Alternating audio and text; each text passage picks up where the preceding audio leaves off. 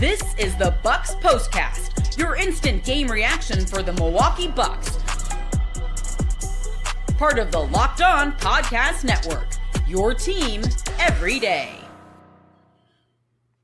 For the first time this season, the Milwaukee Bucks winning their third in a row, a 105-99 victory at Fiserv Forum in front of the home crowd over the hated Indiana Pacers. Hello, everyone, and welcome in to the Locked On Bucks postcast. I am your host. My name is Brandon Snide, joined alongside, as always, the Wisconsin Badger legend himself, Mr. Brian Butch. Lots to get into tonight, including, obviously, the Bucks winning their third in a row. We're going to get to our turning point of this one, our Locked On Bucks postcast player of the game, maybe some trade deadline now that it has passed, and maybe we'll see a different Bucks team going forward. We'll talk a little bit about that. So lots to get into this evening. As always, thank you guys for tuning in to the Locked On Bucks postcast. Wherever you guys get audio podcasts, don't forget, you can now get the Locked On Bucks postcast. We're on Apple, we're on Google, Spotify, Amazon, wherever you find audio podcasts, you will certainly find the Locked On Bucks postcast. And we are also over there on YouTube. We are free and available on YouTube. Make sure you go to the Locked On Bucks YouTube channel where we're live right now. Hit that subscribe button, hit that notification bell, get notified when we go live, and make sure you smash that thumbs up. And you got to smash the thumbs up button because the Bucks, Butchie, have now won their third in a row. They sweep their mini homestand there at Fiserv Forum. They get now set for a couple of road games before the All-Star breakdown in Orlando. Your initial thoughts, Butchie? An interesting game for the Milwaukee Bucks. The first quarter, they were down 6 after it ended. And it was a slower, sluggish start for the Bucks. Some turnovers, just not hitting good shots, not taking good shots. And then it turned in that second quarter. Your initial thoughts, Butchie, after the Bucks beat the Pacers 105-99. Yeah, no, I thought overall really good game as far as just what they were able to do, how they were able to go about it. In general, like, this is what you wanted to see. Now, you didn't want to see it sitting here February 6th, the first time you put together a win streak. I think that's part of that we're all looking at and say, okay, this isn't necessarily what wanted and how they wanted to finally have that happen. But I like that they were able to push the lead out to 20 points. They had ways and found ways that they were going to kind of dominate the paint. They had 48 points in the paint. Like I said, led by 20. Third quarter, they even pushed it more. And then obviously look at the fourth quarter, it just kind of learning how now to play with the lead and keep teams away. We've seen a lot of teams come back on this Bucks team. That's the phase now where I think you've got to look at them and say, okay, what is going to be next for this group? Now, with the trade deadline over with, Giannis still being around the conversation, should Giannis play or not? Should the Bucks tank? Like, all those are conversations. Here's the thing about professional sports, though, Brandon. Everybody that's on the floor, they're still trying to win. They're still trying. Like, for fans, it's a great conversation. Like, why are we winning 3 in a row? But these guys are all trying to get the next contract. And I think that's the biggest thing that I look at with this group, as much as, like, the NBA is so much about playing hard and playing with energy all the time. And you look at Sims, what he was able to do, 15 rebounds, came in great energy, 31 minutes, but it's a guy that got an opportunity. He's trying to get his next contract.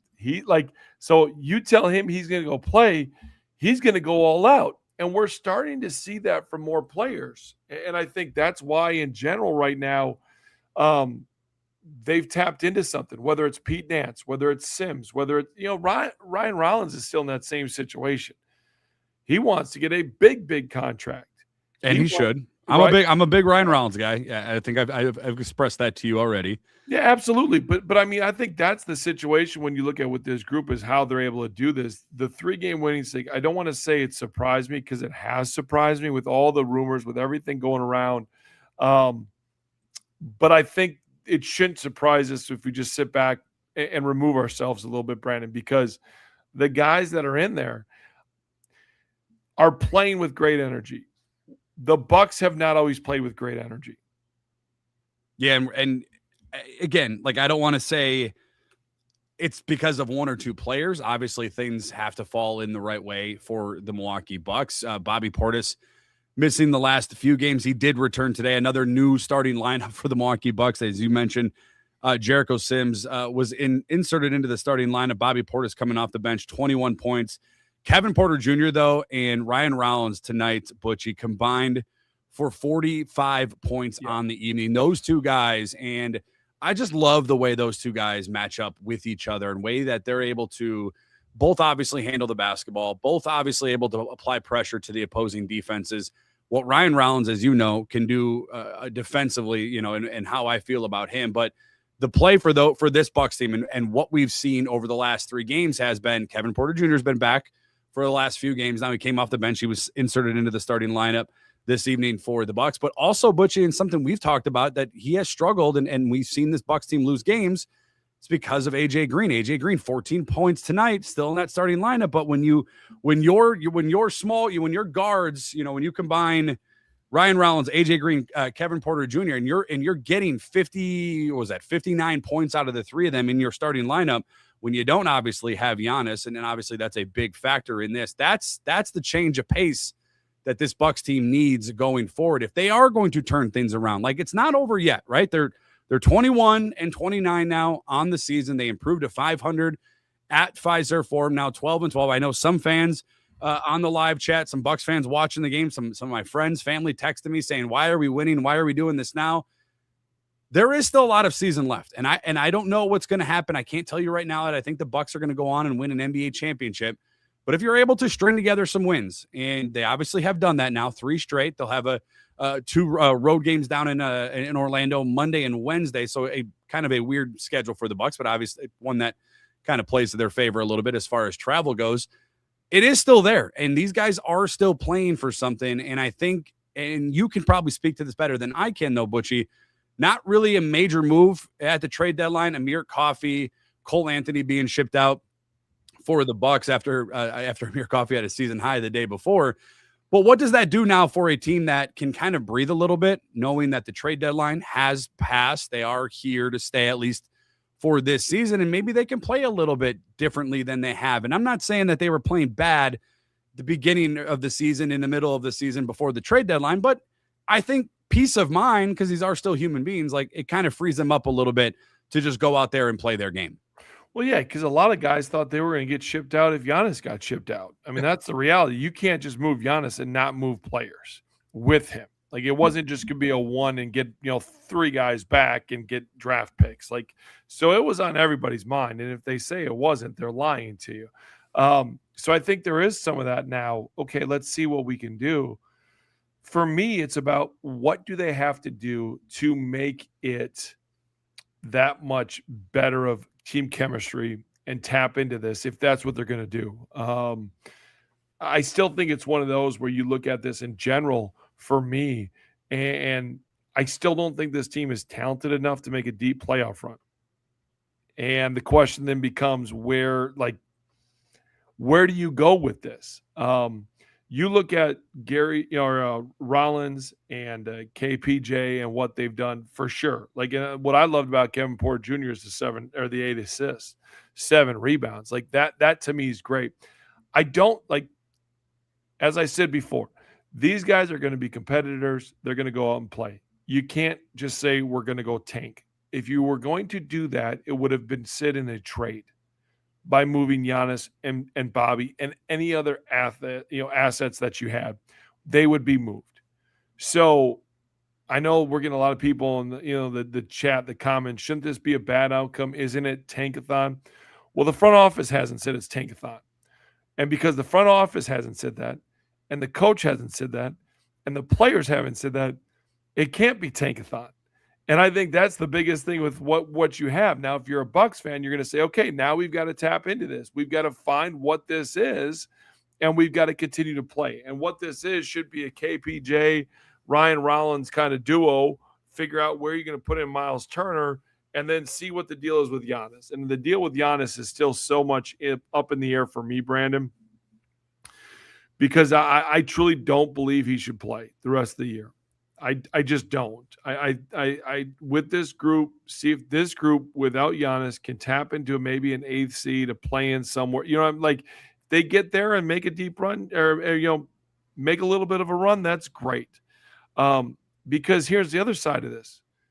If you've convinced Giannis to stay, as we've seen by his social posts and everything else, you need to get a higher draft pick. Like you need, like, this is a situation. This was a gap year anyways. So you need to find out what you have. You need to find out Sims. Can he do that on a regular basis? Pete Nance, can he do that on a regular basis? I would assume Pete Nance is going to get converted here to a full NBA contract and off of his two-way very soon. That's why the Bucks, I believe, waived Nigel Hayes-Davis from the Suns, because they realized that they probably have to convert Pete Nance with the way that he's played. He's probably played his way off of a two-way.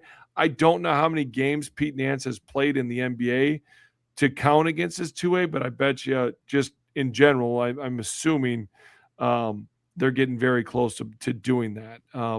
But you need to find what you have with your young players and where you need to go with it. So I know a lot of people on here are tankathon, and I get that. But I also think your young players, you need to learn from. And if they're playing well and you win basketball games, that's also a good thing too. The Milwaukee Bucks getting the 105-99 victory over the Indiana Pacers, their third straight, the first time that's happened all season. We'll talk about the turning point and the Locked On Bucks victorious postcast player of the game coming up right after this on the Locked On Bucks postcast. Tonight's victorious edition of the Locked On Bucks postcast is brought to you by DoorDash. This season's heating up, and DoorDash has a way to keep fans in their bag the whole way through. Whether you're watching the highlights, the tunnel fits, or just your favorite player, DoorDash makes the entire season so much more fun because every player has their bag. With DoorDash, fans now have one too. DoorDash keeps your snacks stocked, your gear fresh, and your watch party vibes absolutely on point. There are nights when your team stress you out. Let DoorDash become your post-game therapy. Sometimes you just need dessert right now. From tip-off to overtime, stay in your bag and order DoorDash. Get snacks, drinks, gear, whatever gets you through the season, delivered right to your door. DoorDash, it's in your bag all season long. Tonight's Locked On Bucks victorious postcast is also brought to you by our friends over at FanDuel. It's the last call, guys, for football on FanDuel. One final Sunday, one last kickoff, the final chance to get in on the action before the NFL season officially comes to a close. This is Super Bowl 60, and FanDuel's making sure you're right in the middle of it with a special offer just in time for the biggest game of the year. Whether you're backing the favorite, you're riding with the underdog, or building one last same-game parlay, this is the game everyone has been waiting for. And if you're a new customer, if you bet just $5, you get $200 in bonus bets if you win. Make it count, because after the Super Bowl, the season comes to an end. Last call for football on FanDuel, an official sportsbook partner of Super Bowl 60. Visit FanDuel.com to get started. And lastly, our victorious edition of the Locked On Bucks postcast is brought to you by Quo. New year, new systems. This is the time when a lot of us look at the messier parts of how we run our business and think to ourselves, there's just got to be a better way. And guess what? There is. Streamlining your communications is one of the quickest upgrades you can make. That's why today's episode is brought to you by Quo, spelled Q-U-O, the smarter way to run your business communications. Because when your team is reachable, organized, and communicating all in one place, you're not just working cleaner, you're creating more opportunities to connect with your customers. Your whole team can call and text from one shared business number so nothing ever gets missed. Make this year where no opportunity and no customer slips away. Try Quo for free. Plus, you get 20% off your first 6 months when you go to quo.com/LockedOnNBA. That's QUO.com/LockedOnNBA. Quo, no missed calls, no missed customers. Thank you for making Locked On Bucks your first listen of the day. And thank you for making Locked On the #1 sports podcast network.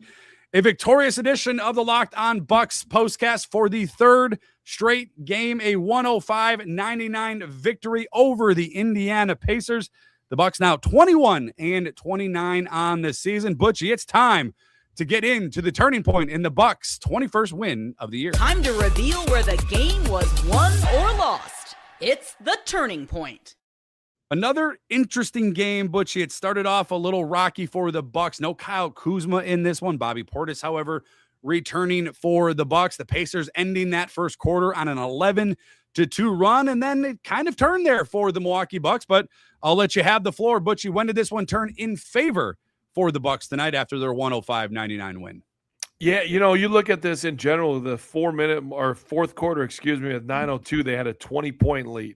Now, it was a build, and it was a slow build through the end of the second quarter. They were up by 7 at the half, and then all of a sudden they had a 10-point lead, a 13, 11, 15, 16, 15. Like, it kept staying there. 17, it kept staying there. And then finally that fourth quarter got 20. So when I'm watching the game now, I'm like, all right, where's the turning point? I'm thinking it's got to definitely be the third quarter as far as how they're building the lead and what they're doing. And then obviously the fourth quarter, they finally get that thing to 20 points. However, I'm going to go turning point of this game is when this game is at 87-83 and Bobby P drills the three to push it to 87. I have it written down. Yep. 96. And that to me is the turning point, because if that doesn't go in, all of a sudden Pacers come down and drill a three. You're talking about a 3-point game. Now all of a sudden, we're reliving the New Orleans game, and this thing's possibility of going into overtime. So there's a lot of that in play. As I first was watching, I was like, oh, it's easy. This is going to be the third quarter build. Like, it's not just one play. It's not one moment. It's more of the slow build. But no, it was Bobby P's corner three really that gave you the Bucks the ability to breathe. 21 points off the bench for BP. I don't think the 3-point contest has been announced yet. I think BP would make an interesting case. I think he's 5th right now prior to tonight's outcomes throughout the NBA in 3-point percentage. I thought too, Butchie, because I have it written down with 3 minutes left. I literally wrote that down for my turning point as well. But I thought it was also a good test. Andrew Nembhard, who's always a thorn in the Milwaukee Bucks side, he went on a 17-0 run, for his Indiana Pacers, and kind of really got them back into this game and making it a 1-2 possession game late in this one for the Bucks to weather that storm and to find ways to slow them down and to find and get those stops and not allow those second chance opportunities, something we had seen them do kind of all year long. I thought was good. It was a good test for the Bucks this evening for them to be able to do that. So a good, not great fourth quarter for the Bucks. They got outscored there by 12. A good second half overall, because I thought they came out in that third quarter. I think really you can go to that second and third quarter range as well for the turning point. I think you make a really compelling case for Bobby Portis. I obviously had it written down as well, but I think that was obviously huge. But that second and third quarter, the Bucks really kind of separated themselves. That second quarter, they outscored Indiana by 13 points, and going into half, you felt like the Bucks were in really, really good shape. And then they outscored the Pacers 9 coming out of the third quarter. And you knew you were going to at least try. You thought you were going to get the Pacers' best shot coming out of that third quarter. It's a team that plays hard all 4 quarters. But if you could weather that third quarter and go into the fourth quarter with a double-digit lead, which the Bucks did, I felt good about that. But you can't go wrong with Bobby Portis hitting that big 3 with about 3 minutes left in this one. A 105-99 Milwaukee Bucks victory. Before we get out of here, Butchie, for the third straight victory, let's hand out some honors on the Locked On Bucks postcast. This is the Locked On Player of the Game. All right, Butchie, who do you got tonight in the Locked On Bucks postcast player of the game after they knock off the Pacers 105-99? Before we'll get into you, Butchie, it just feels good to beat that team. I don't care who's out for the Indiana Pacers. No Obi Toppin, no Tyrese Halliburton still. I don't care. I know they made a trade. I don't care. I hate that team, Butchie. I'm growing up with remember the early 2000s Pacers, like they're right on par right there. If there's a team that is a rival for the Milwaukee Bucks, it's got to be the Indiana Pacers. So I don't care that people want the Bucks to tank. I don't care that the Indiana Pacers have 13 wins on the year. Man, it feels good to beat that team. But not to steal your thunder, Butchie. Who do you got for the Locked On Bucks postcast player of the game? No, it's going to be Jericho Sims. I don't know how many times I'm going to be able to give it to him. So when I look at it in general, if a guy might have a night and his one and only night, I got to give it to him. So he's my player of the game. I thought he was really good, and I just think that's what this team is right now. They've got to learn and find out what each guy is, and that means Doc's going to have to get out of his comfort level, which is a good thing because Doc doesn't play young players. Well, you better figure out who you have. It's fun watching him And the way he plays, he's obviously not going to try to score with the ball in his hand. The ball moves with him. The ball moves with Pete Nance. But I'm going to go with Bobby Portis. Jericho Sims for both of us should get it. 15 rebounds, career high for Jericho Sims. So there's without question, I think we're both going to be in agreement there. But Bobby Portis, 21 points off the bench in 26 minutes, missed the last few games with the hip injury. So it was good to see Bobby Portis back out there. You mentioned as your turning point, also had it written down in mine as well, with that big time 3-pointer to kind of really push this game away from the Indiana Pacers after they were making every run possible there in the fourth quarter. So 21 points for Bobby Portis. Kevin Porter Jr. also honorable mention, 23 points, leading the Milwaukee Bucks in scoring. Ryan Rollins adding 22. But the Bucks getting another big time win. Maybe it's turnaround time instead of tank time, as they beat the Indiana Pacers 105-99. That'll do it for tonight's show. My thanks to each and every one of you. Thank you guys for always making Locked On Bucks part of your day each and every day. Friendly reminder, once again, wherever you guys get audio podcasts, you can get the Locked On Bucks postcast as well. You can also get Justin and Camille every single day covering our Milwaukee Bucks, wherever you get podcasts, Apple, Google, Spotify, Amazon. We're also over there on YouTube. So if you're on YouTube, make sure you hit that subscribe button. Make sure you hit that thumbs up button. Hit that notification bell. Get notified when we go live, and we will go live once again on Monday night. The Bucks down in Orlando. We'll see if they can make it 4 in a row. Once again, my thanks to each and every one of you. Thank you guys for making Locked On Bucks your first listen of the day, each and every single day. And as always, make sure you stay locked on Bucks.